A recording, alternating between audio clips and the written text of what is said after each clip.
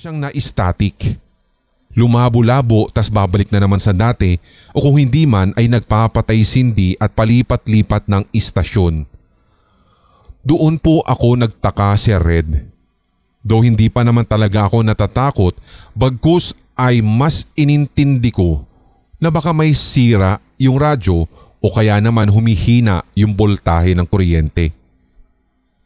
Pero hindi iyon yung nagpatakbo talaga sa akin. Nadinig ko sa hindi ko malamang lugar o lokasyon o sulok ng bahay namin na may tumawag sa pangalan ko. Klarong-klaro ko pong nadinig iyon at napamura na lamang talaga ako sabay takbo sa labas. Habang ikinikwento o isinusulat ko nga ito ngayon, Sir Red, dito sa inyong channel, ay naiisip ko na naman yung boses o yung tinig niya. Tipikal na boses siya ng nanay. Yun bang parang tinatawag ka para utusan? Hindi din naman ganun yung boses ni nanay eh. Kilalang kilala ko si nanay. Kaya yun ang mas nakapagpakilabot pa sa akin.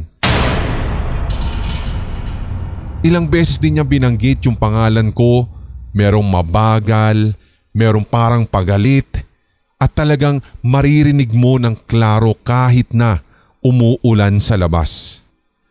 Yung bang parang ang labi niya noong mga pagkakataong iyon ay nasa likuran ko lang at dumidikit na sa batok ko.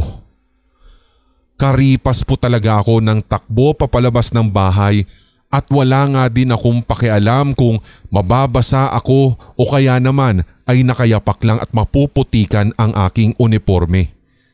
Basta ang importante ay makalayo ako sa loob ng bahay naming iyon.